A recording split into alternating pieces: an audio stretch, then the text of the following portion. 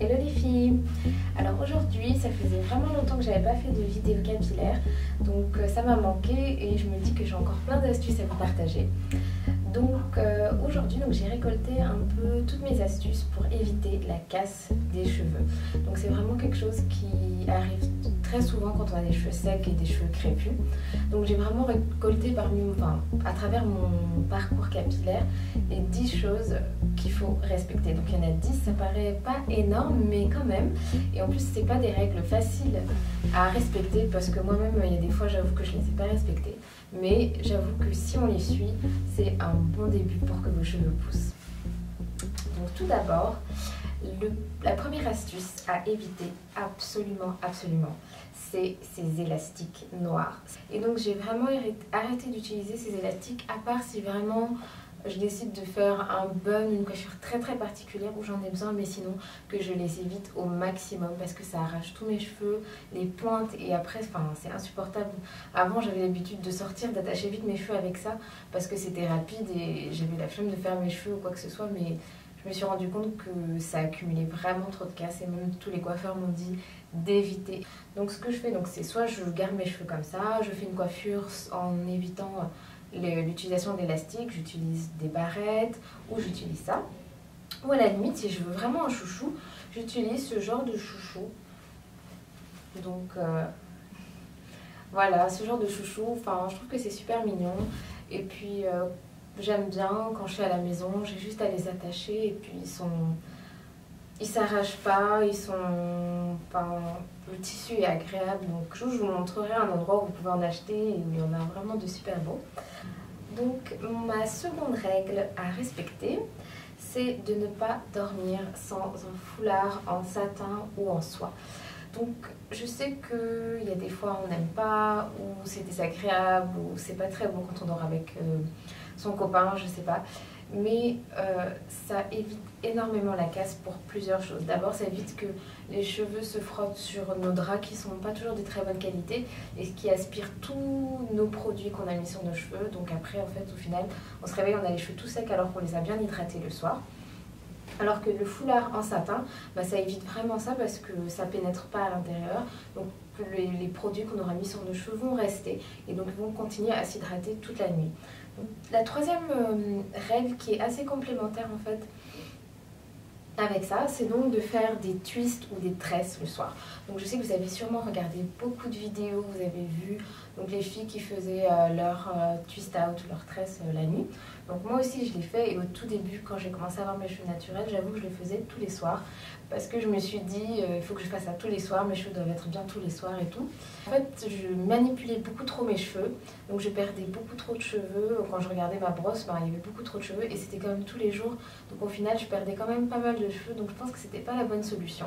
Donc ce que j'ai fait et ce que je fais maintenant, c'est que je fais des twists. J'essaie de vraiment bien les faire pour que ces twists durent 3 jours. Donc le premier jour, je fais mes twists et je mets mon foulard pour dormir.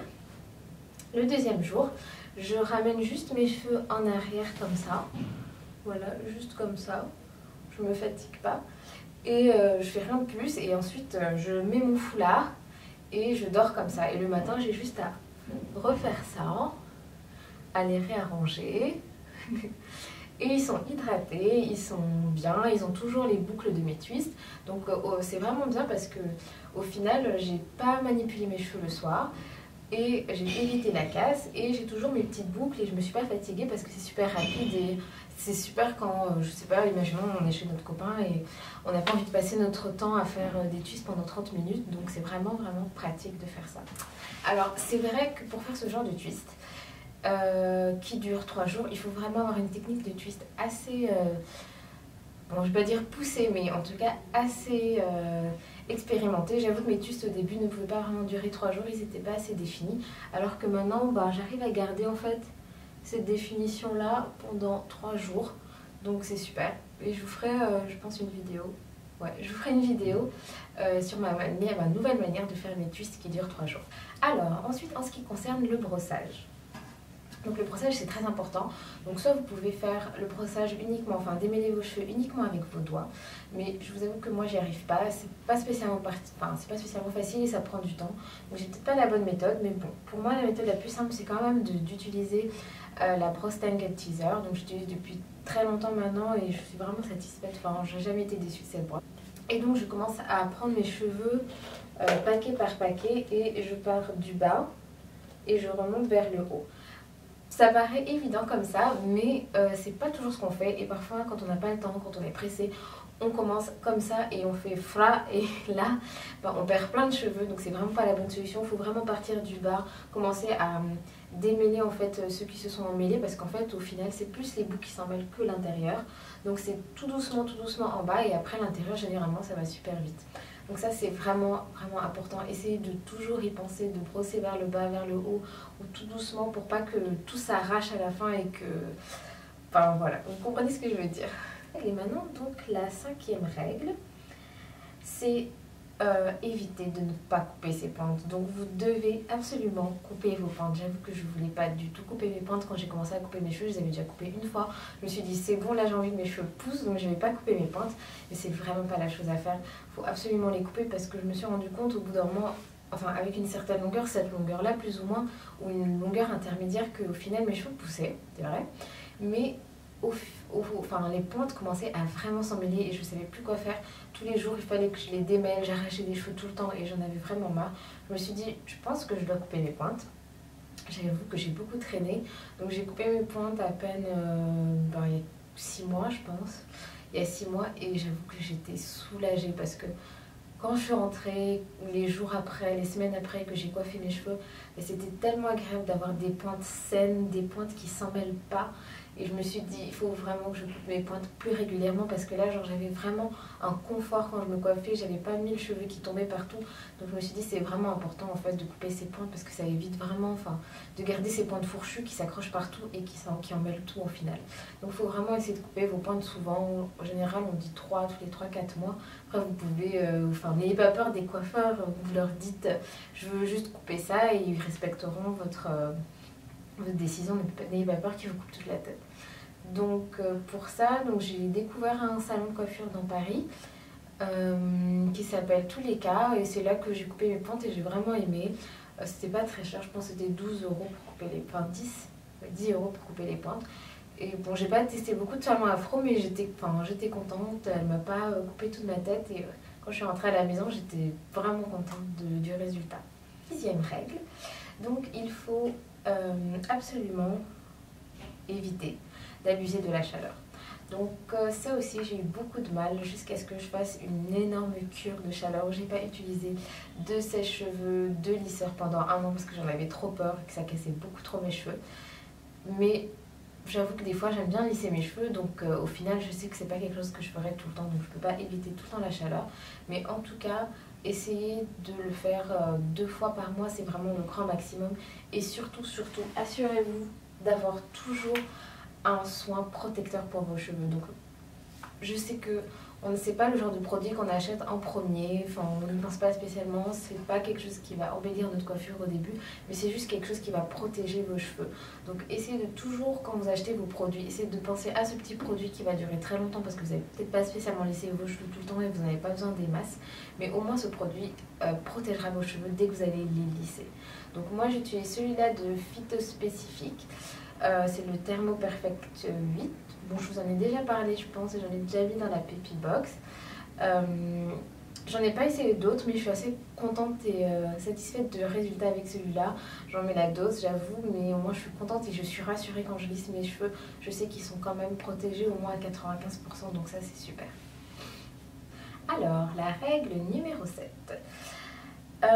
Il faut donc combiner 3 types d'hydratation pour vos cheveux. Donc au début, on essaye tout et n'importe quoi. On se rend compte de ce qui va avec nos cheveux et de ce qui ne va pas. Mais au final, les cheveux ont besoin de plusieurs choses. Les cheveux ont besoin d'eau, ont besoin d'un corps gras, de l'huile ou un beurre qui va sceller l'hydratation et bloquer l'eau dans vos cheveux. Et une crème par exemple, un conditionneur ou ce genre de choses. Donc je ne sais pas si vous en avez déjà vu, c'est la Lock Method que Carol Daughter a utilisée, enfin on en parle souvent. Je l'avais d'ailleurs interviewée à la Natural Academy l'année dernière et c'est vraiment la méthode qu'elle me recommandait. J'avoue que à cette période-là, j'utilisais que des corps gras. Je me suis dit mes cheveux sont hyper secs, j'ai besoin que d'huile, que de beurre, que de trucs super gras. Mais au final, je me suis rendu compte que mes cheveux avaient aussi besoin d'eau. J'utilise mon Vapo, donc c'est simple, j'utilise à peu près 2 fois par semaine puisque je fais mes twists à peu près 2 fois par semaine. Donc j'utilise ce Vapo d'eau, donc soit je mets directement de l'huile à l'intérieur, je pourrais vous faire une vidéo avec mes recettes Vapo préférées et celles que j'aime pas du tout. Donc là je suis sûre que j'ai de l'eau et toujours de l'eau minérale, bien sûr pas de l'eau du robinet parce que dans l'eau du robinet il y a du calcaire et c'est super mauvais pour les cheveux, ça assèche complètement les cheveux, ils deviennent ternes et ils deviennent très secs, donc vraiment à éviter. Donc toujours de l'eau minérale, donc l'eau en bouteille, et donc soit de l'huile que vous mettez directement dedans ou si vous voulez juste le garder simple, utilisez des autres huiles à côté que vous allez mettre par dessus quand vous faites votre twist par exemple. Moi ce que je fais c'est que j'utilise un peu d'eau, je peigne les cheveux tout doucement et ensuite j'utilise donc ma chantilly de karité. Donc on avait fait une vidéo dessus sur la recette qu'on utilise pour nos cheveux. Donc là c'est vraiment le beurre de karité, l'huile, donc c'est quelque chose de vraiment très très gras. Avant j'avais l'habitude d'utiliser que ça, mais je pense que j'avais quand même besoin d'eau, enfin mes cheveux avaient besoin d'eau. Donc ça c'est très important. Et après un conditionneur, enfin ça peut être votre après-shampoing, ça peut être une crème, ça peut être plein de choses. Mais je dirais que les deux vraiment essentiels c'est l'eau et un corps gras, donc ça, un beurre ou de l'huile. Alors, règle numéro 8, là on arrive dans les choses un peu plus techniques. Dans vos produits, j'avoue que je regarde beaucoup les ingrédients de mes produits et je n'aime pas utiliser des ingrédients nocifs pour mes cheveux. Donc un que j'évite particulièrement, enfin je ne vais pas vous faire la liste de tous les ingrédients que j'évite, enfin il y a des trucs comme le parabène, enfin des choses comme ça que vous trouvez très facilement sur internet, c'est vraiment les produits très très mauvais pour vos cheveux, donc ça je pense que vous pouvez trouver très très facilement sur internet, je ne vais pas vous faire la liste, mais il y en a un que j'évite particulièrement, pas parce qu'il est plus nocif que les autres. Au contraire, ça peut être justement un ingrédient que je tolère dans mes produits. C'est donc le silicone, donc tout ce qui finit par on, diméthicone ou ce genre de choses. C'est que je peux mettre des produits qui ont du silicone, mais je vais essayer de faire un shampoing clarifiant.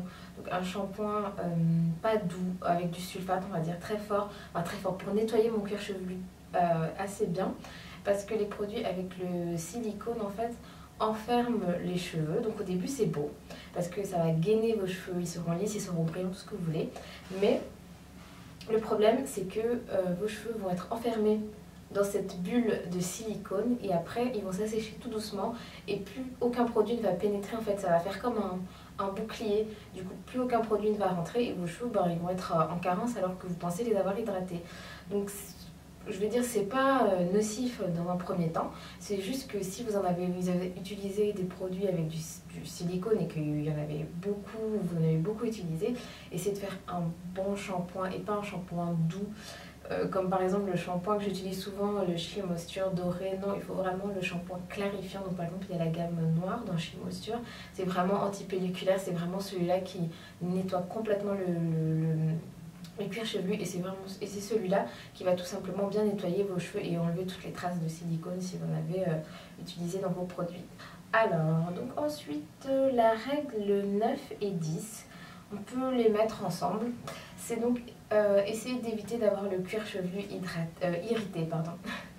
C'est pas facile à identifier comme ça, mais il y a plusieurs choses à éviter. D'abord, éviter de manipuler ses cheveux tous les jours. Donc comme je vous disais, bon, les twist out c'est pas mauvais, bien sûr, mais évitez vraiment de les coiffer tous les jours, de faire un jour un chignon, un jour vous lissez. Enfin, vos cheveux ont besoin aussi de respirer et de pas tout le temps être irrité par des produits ou par de la chaleur. Donc il faut vraiment protéger votre cuir chevelu parce que s'il n'est pas protégé et il est irrité, en fait, votre cuir chevelu va plus produire le sébum qui protège vos cheveux. Il va complètement être déréglé, donc vos cheveux vont devenir soit trop gras, bon, moi ça m'arrive pas, mais tout sec, ou voilà, même je sens même que j'ai mal au cuir chevelu parce que j'ai abusé de la chaleur. Et donc la règle 10, c'est vraiment d'éviter de manipuler. Donc comme je vous disais, éviter de faire des twist out tous les soirs. de les coiffer, enfin de faire des coiffures particulières tous les jours. Laissez-les respirer, utilisez des protective styles par exemple. Donc si par exemple vous faites comme moi des twists tous les 2-3 jours, vous pouvez aussi pendant 3 jours faire un protective style avec des flat twists, tout ce genre de choses. Donc vous pouvez rechercher sur internet, je pense que je ferai sûrement une vidéo sur les protective styles aussi. Enfin, j'ai plein de vidéos sur les cheveux à vous faire. Mais je pense que c'est très important de les laisser respirer, de les laisser sans les toucher. Donc voilà, j'espère que vous avez vraiment apprécié cette vidéo, qu'elle vous sera utile surtout. Et je sais que c'est pas facile à respecter ces 10 règles, moi-même j'ai vraiment du mal à les respecter, mais j'ai pris du temps à identifier tous ces points un par un et je me suis rendu compte que c'était vraiment des points importants pour mes cheveux et c'est ça qui évite la casse et qui me les fait pousser au final.